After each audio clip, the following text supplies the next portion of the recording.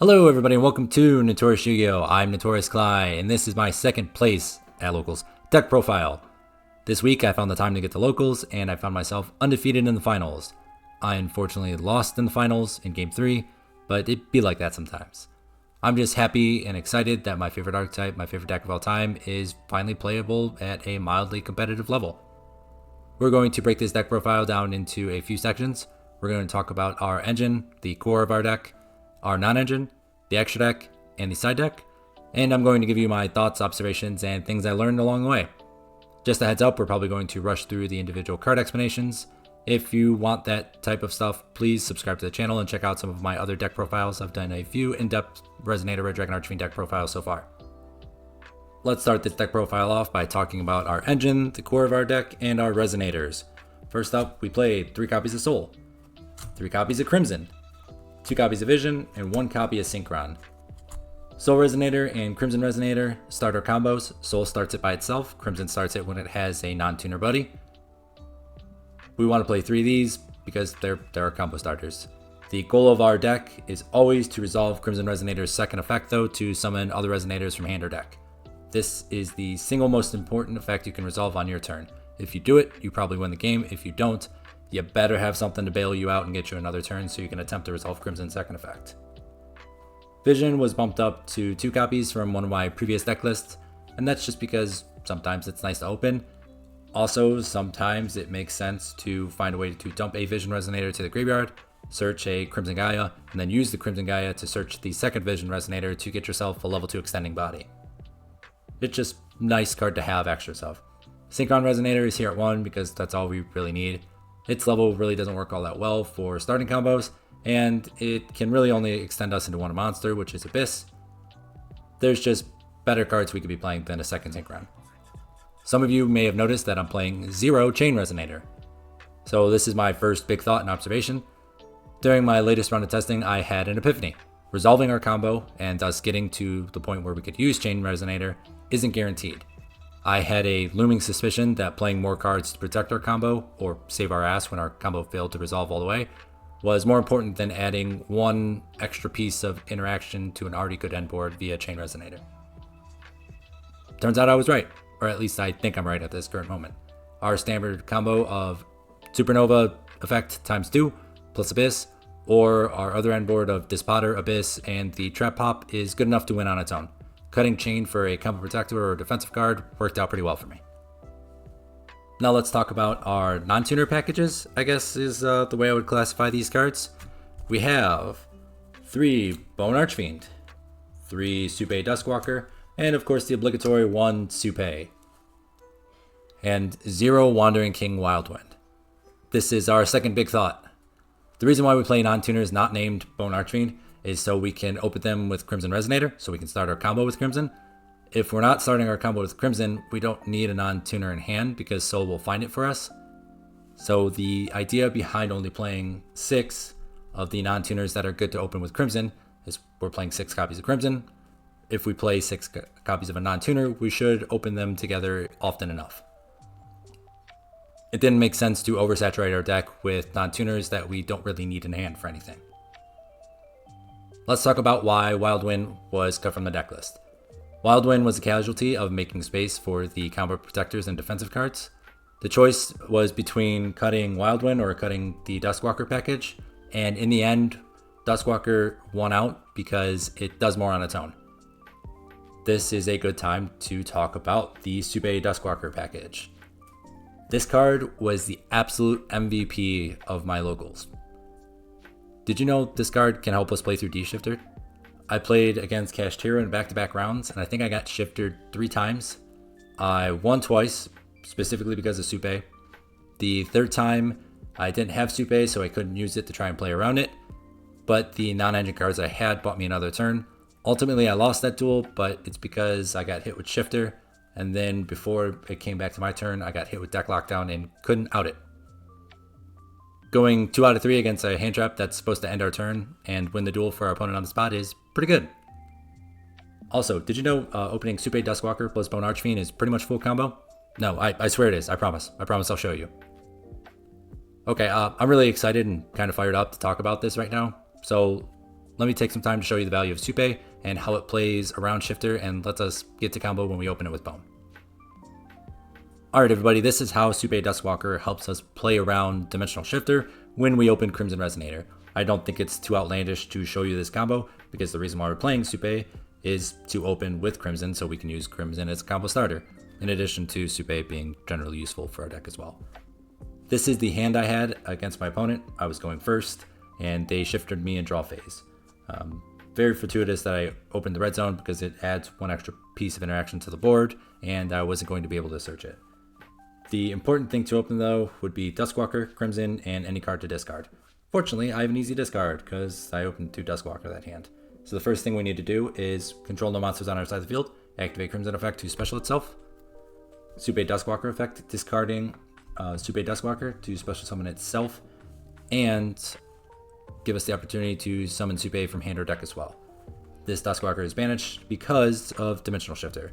So we do that, we go find our Supay on board, level 1 Fiend Tuner, level 5 non-tuner, Synchro, those are banished again, Shifter, Red Rising Dragon. Look where we're at everybody. Look at the predicament we found ourselves in. We have a Dark Dragon Synchro as the only other monster we control face up on our side of the field, and Crimson Resonator. We can activate Crimson Resonator effect and basically pop off.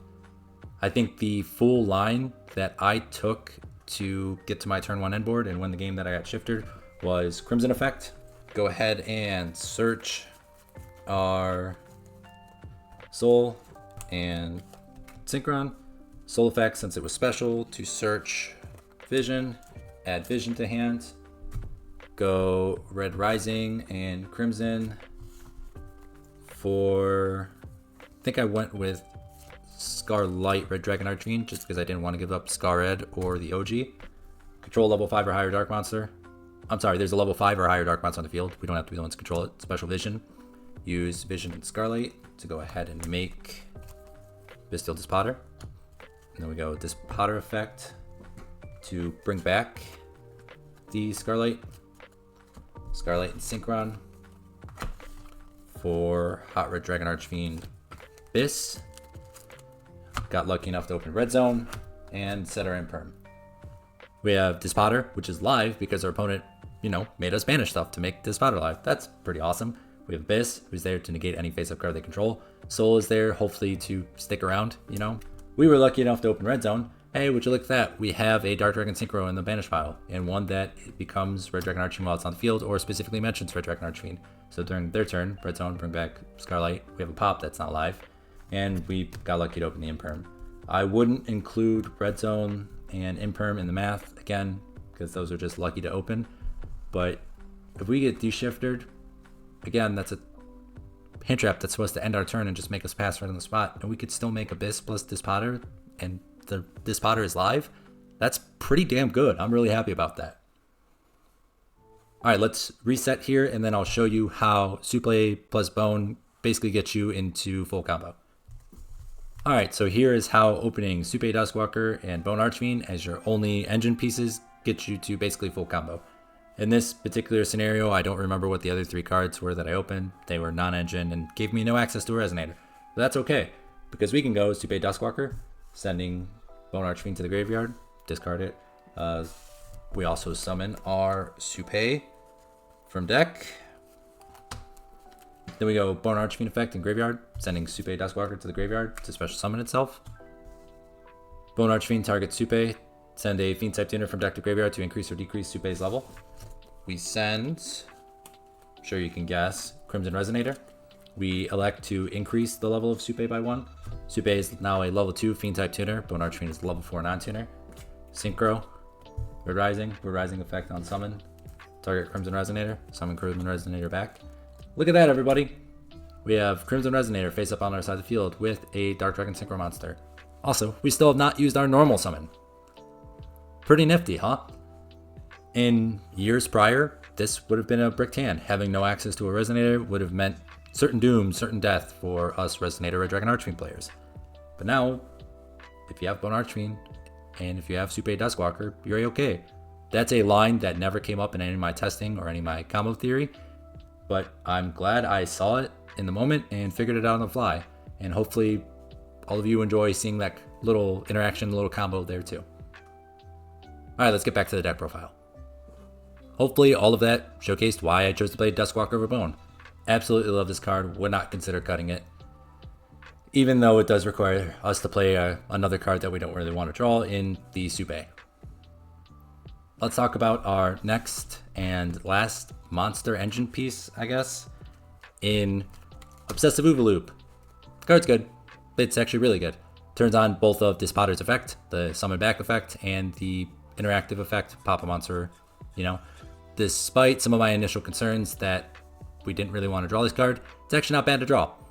Drawing it meant that we could choose which combo route we wanted to go. We could choose the Dispotter combo and guarantee that Dispotter would be turned on without too much additional effort, meaning we wouldn't have to use our Spell Trap Search on Fiendish Golem. We could use it on Red Zone and set up another point of interaction. Or we could choose to go all in on the Supernova combo, and then Uvualoop would help set up a contingency plan if our opponent had a Kaiju or something to answer the Supernova. Because Uvualoop could banish a Red Dragon Archfiend or a monster that specifically mentions it, we could still use the Red Zone to bring that back, and now the pop is live. Let's talk about our archetypical spells and traps, the last part of our engine. We have 3 Resonator Call, searches any Resonator, searches Soul, searches Crimson, it's great, 3 is wonderful, 3 Crimson Gaia, this card is amazing, being a searcher for a starter is wonderful. The second and third effect didn't really come up at all at locals, but I would still play it at 3, it's incredible. And then the last 2, obligatory Fiendish Golem and Red Zone. Red Zone performed exactly to my expectations, and I had high expectations for this. Such a good card. This card's existence gives us a ton of grind game and a bladed board, which is more difficult for our opponent to interact with. Fiendish Golem, I undervalued this card a little bit in my initial evaluation when the new support was released. This card guarantees that Bystial Dispotter is going to be on at some point during our opponent's turn. We don't have to hope that they're going to put a card in the banish pile for us, and we don't have to hope that they proc Soul Resonators effect so we can banish it. Still wish this was a quick play spell, but I'm very impressed with it still. Would definitely play it again, even though it is a normal trap. Let's talk about our non-engine, and our first card is going to be, for consistency, Pot of Prosperity. Now seems to be a good time to talk about an interesting decision I made. I ended up playing 44 cards. Don't be like me, don't play 44 cards. I talked myself into playing more than 40 cards because I thought there was a bunch of stuff I didn't really want to draw. I was kind of wrong. There's still some cards I don't want to draw, but there was a couple of times where having more engine in my hand would have cleaned up some lines of play or allowed me to push through my opponent's board and get to a simplified game state. The reality of the situation is that none of our bad draws turn off our combo.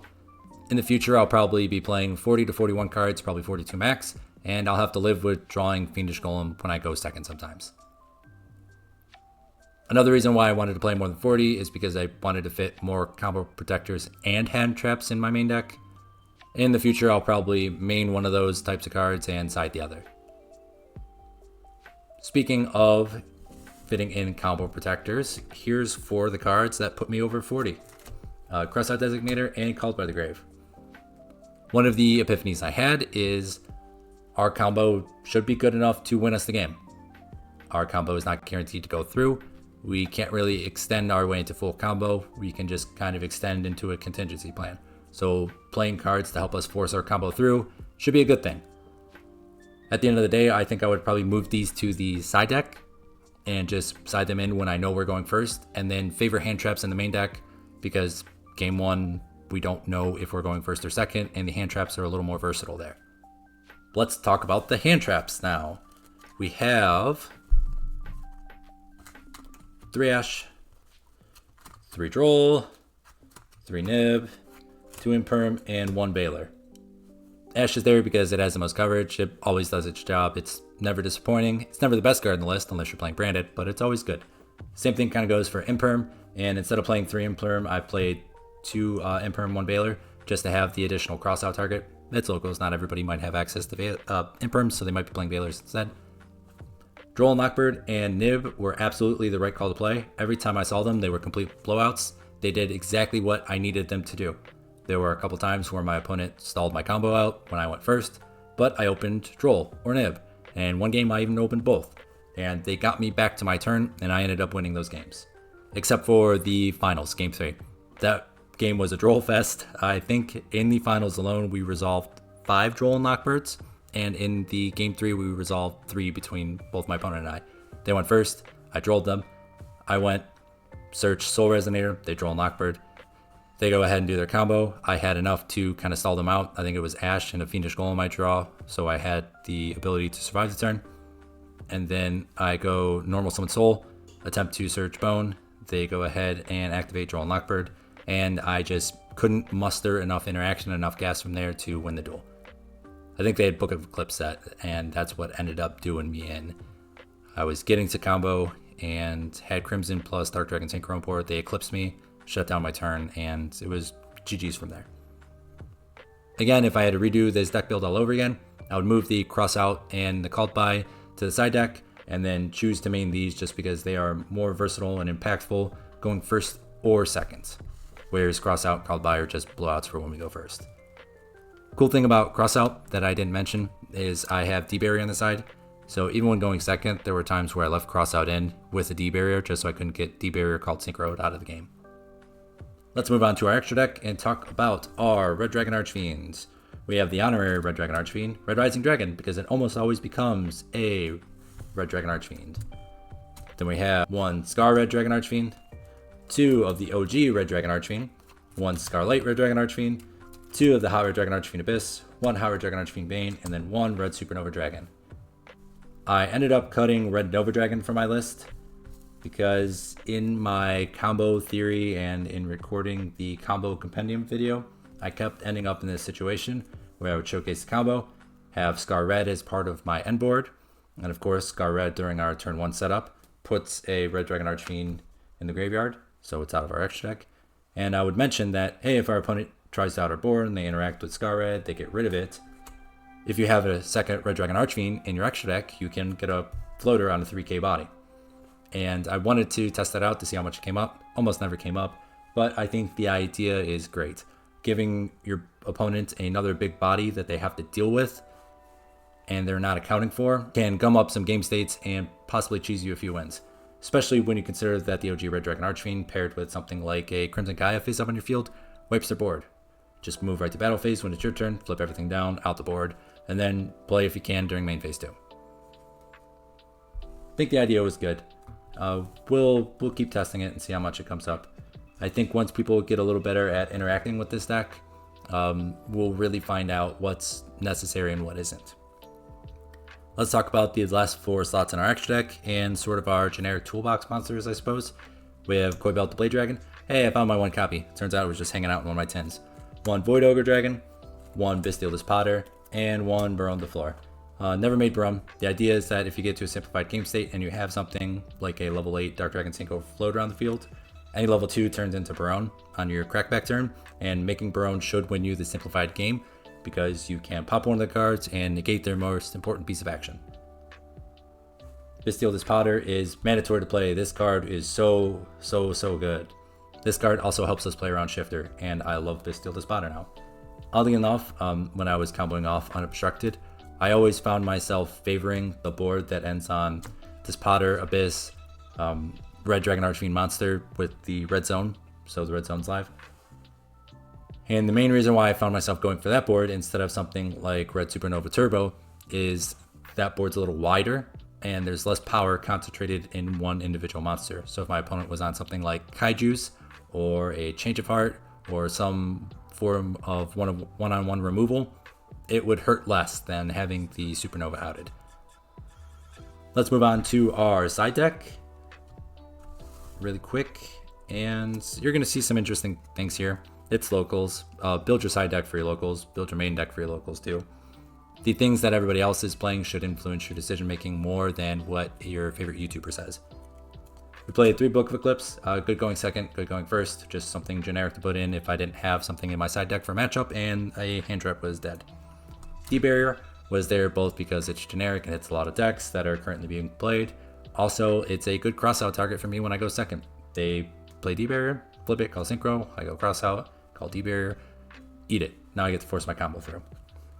2 evenly matched, 2 Lightning Storm, 2 Cosmic. Evenly hits front row, back row. Lightning Storm hits front row, back row. Cosmic hits back row. Can they tell I don't like losing to back row decks?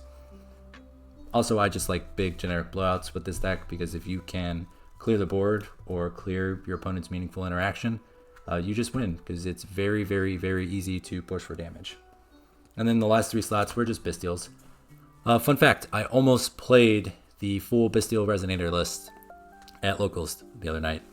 I ended up not doing it because I couldn't find my Bystial Libellions, and I think playing the pure version was the right call for that event. In the future, I'm looking forward to playing the Bystial version because I think it does a few things better than the pure version. Playing the Bystial version helps you play around and through Shifter, around and through Droll, and around and through D-Barrier, which are 3 big weak spots for the deck. Another card I thought about playing in the side deck was Alpha the Master Beasts for a couple reasons. It helps us play around D-Shifter, D-Barrier, and Droll Knockbird, if we open it, of course.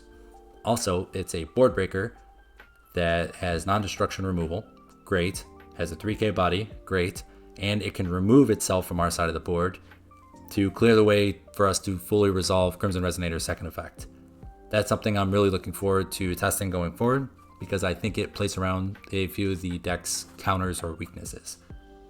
The last thing I need to mention is that the homie, Golem, was there as a field center for me all night and a honorary nip token, which I think is kind of funny. MVP of the night, in addition to Supay Duskwalker, is Golem. Shoutouts to you, Rolly Boy. That's going to do it for the deck profile, everybody. Hopefully all of you enjoyed this style. Hopefully the things that I observed and learned were useful to you. Again, if you're looking for in-depth explanations of individual cards, please check out the rest of my channel. Please subscribe to the channel so you can see all the stuff that I have coming up too. Alright everybody, thanks again. Be safe, have fun. See you on the next one.